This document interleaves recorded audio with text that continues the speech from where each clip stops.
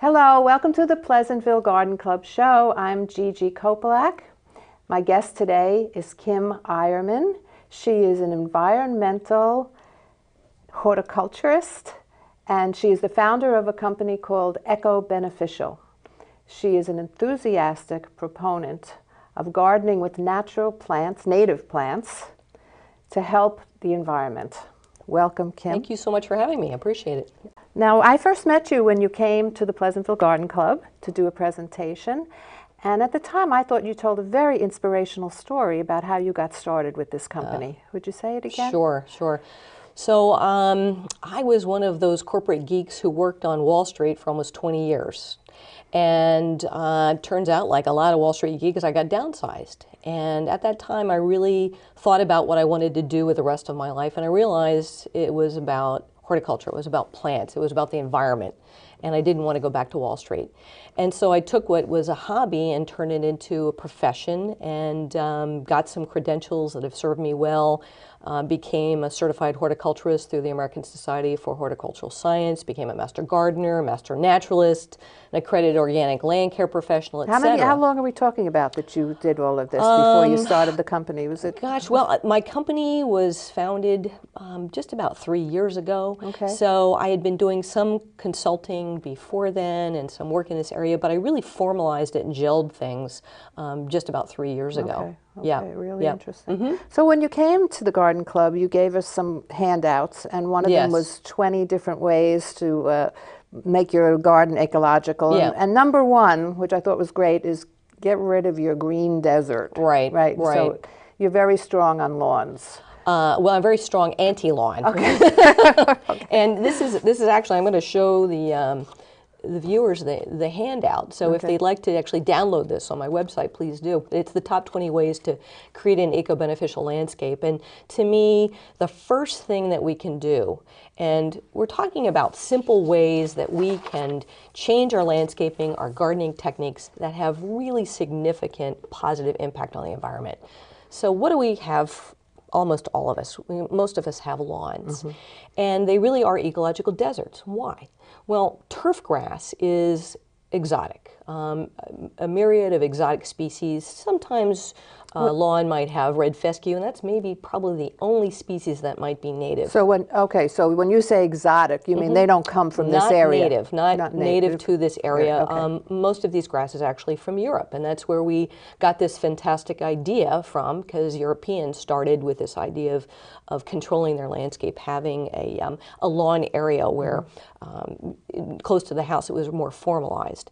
And so it's not even our tradition, it's actually a European tradition with turf grasses that are exotic, non-native. Now, why is this problematic? Because turf grasses really don't want to be here. We don't have the growing conditions that they like. And I think of turf grasses as kind of like needy babies. They always need feeding. They always need watering. They always need attention. Very labor intensive, very resource intensive, and even more importantly to me, as somebody who cares about the environment, they provide very little in the way of wildlife resources, very little way in terms of ecosystem services for us. By example, turf grasses are very, very shallow rooted. Why is that important? Well, we're in a time period where climate change has gotten to be more and more serious, and we have a lot of stormwater events. You've got a very shallow-rooted crop, turf, that doesn't really absorb lots and lots of moisture in comparison to many of our native grasses that are very, very deep-rooted. Think about prairie grasses that have enormously deep roots and are very good at sequestering moisture in the soil. So that's just one example, and native grasses do a lot more. For example, some of our native grasses actually perform a function called phytoremediation, where they're able to absorb some toxins like lead in the soil. Not all of them, but some of them.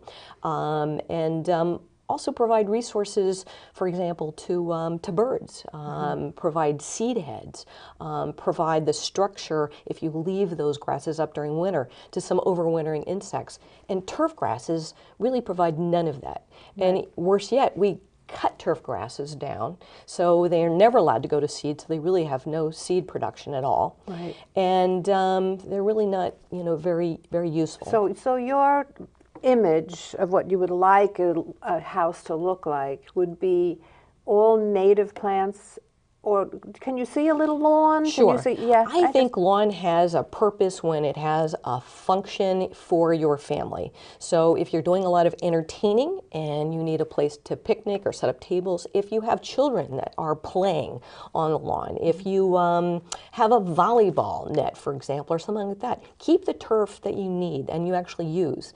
But so many of us have turf just because everybody else has it, because it's been kind of a traditional perspective, and we don't use it. I had a client that I did work for that had 10 acres of turf, not after I finished, but, and rarely went outdoors. So only keep the turf that you're going to use that you really need. And it's a wonderful accent to all of this other planting that you might have. Yeah, and I think it was interesting because you mentioned leave these things in the winter. Yes. But, you know, because I think a lot of us go out and fall and pull up stuff and cut it back. But your belief is leave it for the wildlife. Right. Yeah. There are lots of things going on in your landscape, even if you don't see it in the wintertime.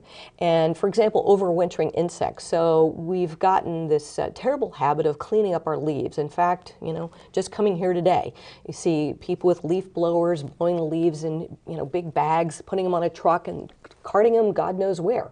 And then what happens, we've lost all of our leaves that are actually nature's compost and nature's mulch. And what do we do in the spring? We go to the garden center, or we call our landscape contractor and we ask him to bring in some mulch and some compost that we've just given away. But that leaf litter is really, really important to lots of overwintering creatures. Now, insect larvae, for example, you'll find lots of that in the leaf litter. Very important resource, especially to birds as they come back, some of our migrating birds as they come back in spring.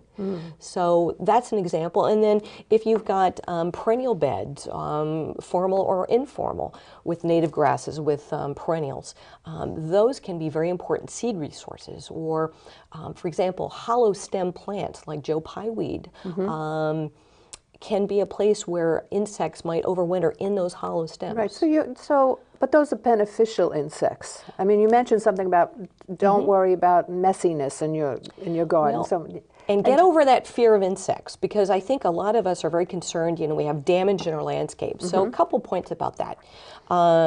Studies have indicated that about 90% of the insects in an average home landscape are either beneficial or they're benign. So the bad actors, 90%. 90. So the bad actors, the ones that really become problematic, Japanese beetles or ones I love to hate, are really in the minority. Okay. Now, what do?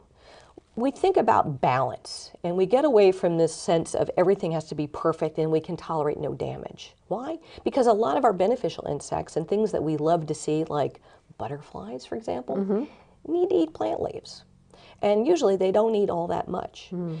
So that kind of leads us into this whole topic of host plants. That we often will be planting things that provide nectar to butterflies, but we forget that the majority of butterflies actually eat in their caterpillar stage. They eat plant leaves, and oftentimes very specific plant leaves. So the poster child for butterflies right now is the monarch butterfly, right? Has a very close association with host plants, milkweeds only.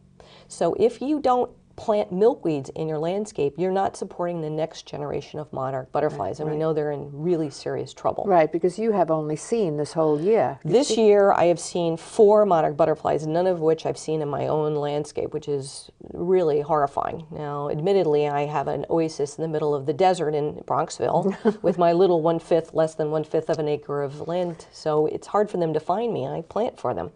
But the monarchs that I've seen have been in other places. For example, I was driving in Vermont, almost reaching the top of Mount Mansfield when I saw a monarch crossing the road with cars going like crazy trying to get on over this overpass on the mountain, and landed on a nectar resource. That's just one. I saw one in a prairie in Ohio. I saw one at the New York Botanical Garden. Seen very, very few. And normally what would you see by this time? Well, in the last 10 years, they've really been in a downward dive. Historically, monarchs are down about 90% from where they were. Wow. So we may actually, our latest generation, the youngest generation that we have, may be the last generation to actually see monarchs. It's that severe. Wow. So, That's amazing. and that's one butterfly. We've had a lot of folks studying monarchs, but not so many folks studying other butterflies. There are many, many other butterflies that may be at risk, on endanger lists, etc. So we need to start thinking about planting not just nectar plants, but host plants for those butterflies Right, too. and I think it's important to know which those are, because Yes. everybody talks about the butterfly bush, but that is totally the wrong thing to plant. Am I Well, right? butterfly bush is a plant that I like to slam a little bit.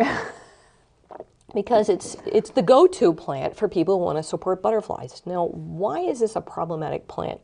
Does it have great nectar? Yeah, but it's not a host plant. Why is it not? Well, it's an Asian species that evolved in Asia, right? Supported their species, and also had natural predators and pests and diseases that kept it in check in Asia. But we've introduced it, like we've introduced many of our problematic invasive plants, into the United States as an exotic species for a garden. And it does not support any butterfly caterpillars. It only From our area, Yeah, only the here in Asian, the- yeah. only the Asian butterfly. So, if you have butterfly bush, essentially what you're doing is you're bringing lots of different species of butterflies for the nectar. But when the females become pregnant and they need to oviposit, they need to place their eggs on a plant, on a host plant, there's no host plant there. So it's a false promise, and Okay. you're inherently limiting your support of butterflies. So if you really want to have butterfly bush, the best practice is to also plant host plants, and don't let the butterfly bush go to seed, because in some states it's become an invasive exotic Really? plant. Not yet here in New York, but it's potential. It's a potential possibility. So the butterfly will go to the butterfly bush. Because the and- nectar's quite the tasty. Okay. Right. But then it can't lay its eggs. Exactly. And so what would you put next to, would you put it next to a butterfly bush? So, what I suggest is get to know the butterflies around you. What are the species that are indigenous to your area? And you can look online. There's some great websites and it'll tell you that by state and by region. And around here, monarchs, they're one for sure, but morning cloaks, painted ladies, there are American many- lady something? Yeah, the American lady as well, eastern tiger swallowtail. These are some examples of butterflies that we see in our landscape. Find out what the host plants are for those. Each. And So each actually, one has a different host plant, you think? some of these butterfly caterpillars are very specific, as I mentioned, and some have a broader range of plants that they utilize as caterpillars. And actually, I've got a download for purchase on my website. It's very inexpensive, that lists some of our native plants and the species that are attracted to them. So that's Okay. something that you can look for. And there's some, be careful with lists, because I often see lists that are incorrect. Know your resource. Okay. If you're not going to get it from my website, go to the Xerces Society. Spell that, would you please? Xerces. A very credible resource, an advocate for invertebrates of all kinds, and they have a lot of good information. But know your resource that you're getting your information from, because it's not all true on the Well, internet. you can't like believe everything else. on the Like internet, everything else, really? Exactly. So tell me something about hummingbirds. Okay. Yeah, because should we plant certain things for them, or is that? Sure. Sure. Okay. Absolutely. Well, we'll talk about nectar in a minute, but also think not only with hummingbirds, but all birds, where they nest. Right? So not all birds nest in the same areas. Where does a hummingbird nest? So they kind of like lower branch trees. That's Is their it they build a regular preference. nest? They have very, very tiny I see, nests. right, little- I've seen them, And actually. they use different materials. They might use lichen, for example. They really like lichen as a nest material. They like spider webs. Oftentimes, you'll see in your landscape at night, you'll see a big spider web that is created overnight. I mean, it's amazing how these Right, spiders can right. do this. And the next morning, boop, it's gone. And I also often suspect that, it may be a larger bird that's gone to eat that spider, but also maybe a hummingbird that's utilizing some of that spider web to build its nest. So understand that different bird species use different layers of our landscape. And in fact, here in the Northeast, most of our landscapes, our ecosystems, are layered.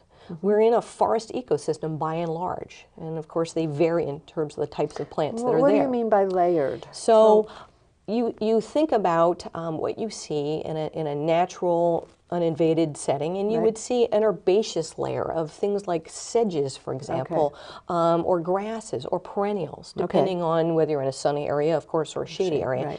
And then you see subshrubs, some of the smaller shrub material, and then you see larger shrubs. Each one is a little higher. That's what you mean and by then you layered. see an understory layer of trees, and then you see an overstory layer of trees. So a hawk, a raptor, is going to be attracted to, you know, a very tall tree, and then you'll have other bird species that use different layers. Some really like shrubs, for example. So you really want to plant that way for structure as well as food resources. Now, of course, birds eat different things, right? Depending on the species. Now, I'll just point out that it's been noted by Dr. Doug Tallamy, and I just want to make a plug for his book, Bringing Nature Home. If you haven't read it, please buy it, and buy a copy for your friends. Bringing Nature Home. Bringing Nature Home by Dr. Douglas Tallamy from the University of Delaware. Tallamy. And Dr. Tallamy is an ecologist. He's a specialist in Lepidoptera. And, he's a what? Lepidoptera, butterfly, skipper's moths. And he's pointed out that about 96% of our terrestrial birds in our landscapes in the United States, so the non-water birds, 96% of terrestrial birds feed insects to the young. What does this tell you? This tells you want to be attracting insects to your landscape, not being worried so much about having anything perfect and not having any damage. Lots of insects eat plant leaves, so we need to tolerate some damage if we want to support things like birds. It's about natural balance. And of course, also planting lots of different things. Biodiversity is very, very important.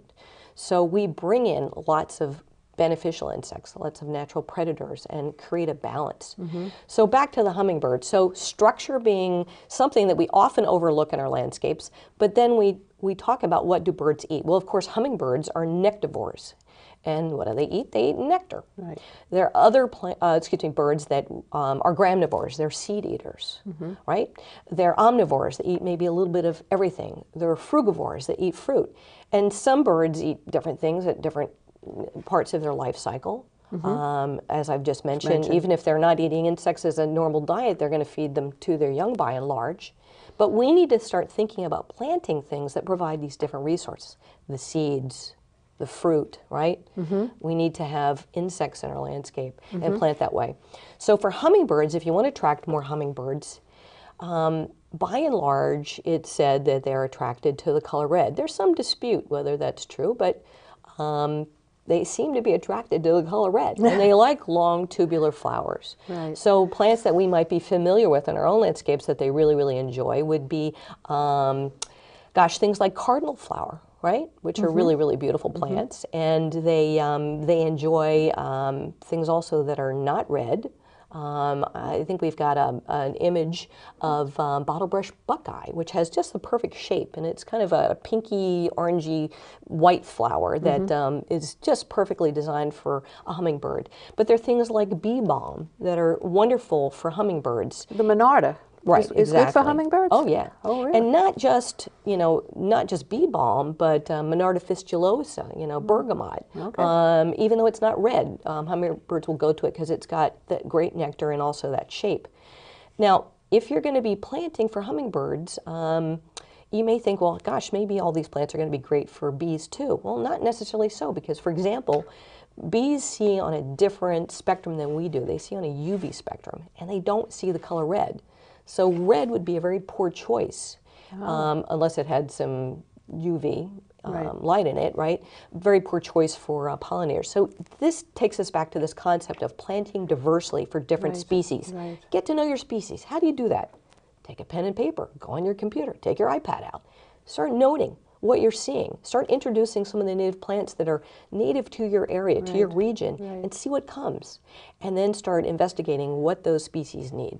So when you're talking about the hummingbird, I'm thinking about, we always buy a hanging plant, and that's where I see the hummingbird. But am I doing fuchsia or, am I doing him a disservice by having this exotic plant? Is that also okay? Well, there are some exotic plants that provide good resources, but again, remember that they don't just provide one thing, like, for example, nectar. So I think of using exotic plants as just kind of a different category. And I would not discourage folks from using exotic plants. I think you need to emphasize natives if you really want to boost the ecology of your ecosystem. Okay. And we all have ecosystems. Our landscapes are ecosystems, whether we think of them in that way or not. But think about exotic plants, the non-natives, as more of an indulgence, right? So think of it as you know, when you're eating a meal and you're trying to be super healthy and you have your lean turkey and you have your garden salad and you have your kale. And a potato, a start. And you think, you know, I'd really like to have that piece of chocolate cake too, and it's not going to kill me, and I really enjoy it. So think of these things as your chocolate cake that you're going to enjoy. There are certain exotic plants that I adore, that I will always have in my landscape. Incanthus is one I absolutely am mad about. I'm always going to have one. Lilac. I'm always going to have some lilacs. A lilac is not native? No, no. And I just try to emphasize what I'm introducing in my landscape because I know they function differently in our ecosystem. Okay. And do I use annuals? I use some, but I reserve those for some containers. I mostly use natives in containers, but sometimes, you know, you just really want to enjoy fuchsia. Don't feel badly about it. So are you saying there are no annuals that are... We have native annuals, but unfortunately they're kind of hard to come by in commerce. They're hard to find for purchase. Okay. So, you know. So most of the annuals that we get are exotics from somewhere absolutely. else. Yeah, absolutely. That's interesting. Yep. So talk about the soil, because you mentioned it sort of about when you're talking about lawns, but soil is important when you're planting. I mean, do different natives need different soil, or can you? Yes, absolutely. So think about blueberries. Blueberries demand acidic soil. So if you want to be successful with planting blueberries, you really got to have a pH of, you know, an acid level about 5.2. Okay. Otherwise, you're not going to be all that successful with blueberries. How do you get an acid? You have it or you don't. And I think it's Interesting. kind of self-defeating to try to change the nature of your soil. You'll be fighting that battle for the rest of your life. You really want to plant blueberries and you don't have acidic soil. Plant them in containers where you can really control the soil acidity. Okay. But dumping lots of chemicals into your soil to try to alter what your soil wants to be, I think is a losing battle. Okay. Now, again, here in the Northeast, our soils are mainly fungally dominated. They tend to be more acidic than, for example, out in the Midwest where prairies tend to be more bacterial with a higher pH. So go with the flow. Get a soil test done. Okay. There are some kits that you can buy and do it yourself. I think it's just so much easier and more accurate if you take a soil sample and you send it in either to Cornell, depending on where you live. If you're in New York, Rutgers has great soil testing, Connecticut does, Massachusetts does. Send in a soil sample. It's probably going to cost you less than $20 to get a test result, which includes organic matter, which I would always encourage you to get that, to check that off. And find out. I'm a little confused. Let me show you a little bit. So do you go and scoop out a shovel full of dirt? If you go online and you'll see the instructions depending on where you're looking at the cooperative extension? Exactly, and you're seeing their instructions of how to do it. And it's pretty simple. You're taking samples from a particular area. So if you are planting on a perennial bed here, or this is a woodland garden, or mostly shrubs and trees. So you're going different places. Differently, okay. And send in that soil test, and you'll have. Do they have results. A kit or something, or you just know? No. You send in your bag of soil and just follow the instructions. So do you put all these different places in one bag? You really want to sample things discreetly. So if you're going to be planting things that like a higher pH, if you're going to create more of a prairie-like garden where you've got lots of native grasses that like a higher pH, we're going to sample that differently. Now, that's very important. So, and you'll see instructions. It's pretty easy, and then you'll get the results, and you'll have a better understanding about your soil. What's the pH? How much organic matter do I have? If I'm in a woodland garden kind of setting, do I have enough organic matter? Should I be adding some more compost? I really believe that in terms of maintaining your soil, it's about compost, and compost. Okay. And really increasing the soil biology, increasing all the numbers of creatures, the beneficial creatures that are in your soil, leaving your leaf litter in place. But the leaf litter is not enough for compost, is it? I know we've had it before. group called Leaves, Love 'em and Leaves alone, and there are different groups, right, exactly. Right. And they claim that that's enough. Well, it depends on how many leaves you have and what types of leaves you have. Oh, okay. So, kind of that's the short answer. But what you can do now, leaves really are not the appropriate thing to have on top of your lawn. So you can do a couple things. You can either, kind of scoop the leaves off the lawn and shred them and put them in your plant beds or in your woodland setting, right? That's what I do. Or you can just use a mulching mower and kind of leave them in place. Right. But leaves tend to acidify your soil to some extent. So you really, on But we have acidic soil here anyway. by and you're large, saying. Right. by and large, Probably because of all the leaves. yeah, No. by and large, because you're in a more of a woodland ecosystem. Right. Exactly. So this is interesting to me. So it's almost like, because I'm an artist and I paint, and I always say the painting takes over. So it's like you have to let the landscape take over. You have to say, okay, I'm going to allow you to be who you are. Yeah. Right. And stop me trying to control you. Right. Which is why everything fails in my garden. And yeah, being a little bit looser with your aesthetic. Right. When some people are very type A and really need it neat and tidy. So you'll have part of your landscape that's like that. But where you get a little bit further away from the house, let things get a little bit more wild. And if you've got a woodland area, and you see a tree that falls down, leave it in place. Yeah. This is valuable nutrition for the soil, valuable habitat and food source for some of our little creatures. All these things have a purpose. Right. So emulate nature in your garden. Yes, talk a little about that emulating nature, because I sort of getting it now, the understanding of allowing it to be who it is. Right. But like, suppose I find something that I feel is invasive there, and I want to change it, and so I guess the first point to make is that it's very hard to recreate a truly natural ecosystem. Okay. Very difficult. So we want to emulate. And one thing that we can do is we can try to find a reference landscape that's as natural and healthy as we can find it near our area and see what's growing there. And then, of course, look at lists of native plants that would be in our landscapes if we, hadn't removed everything and put in turf, right? Right? Right. So kind of that's the first order of business. And as I mentioned, we have natural layers in our natural landscapes. So plant that way. Oftentimes you'll see suburban landscapes that have lawn, foundation plantings, big trees. There's nothing else. There are none of these natural layers. Right. And those junction points between those layers can be very, very valuable habitat and attract many more species. So you want more songbirds, you want more butterflies and all these good things, you've got to create the layers and those junction points, those natural transition zones that are so important for them. Right. So that's one thing in terms of emulating. Now, oftentimes we don't have the space that we would like to plant. You can imagine I have less than 1/5 of an acre. I'm frustrated all the time. Come to my house, do mine. All the time. So do the best that you can. But one thing that I've noticed, it really benefits us and our ecosystems and wildlife to try to keep natural forms. What do I mean by that? A couple things. So if you are planting, I'll just give an example of what my neighbors have. So you'd love to have a tulip poplar, wonderful tree, but you don't have room. So you might go to the garden center or your nursery and pick out a fastigiate, an upright form. And we have many, many selections now, that cultivars, that are upright forms of oaks and maples and all sorts of things. Mm-hmm.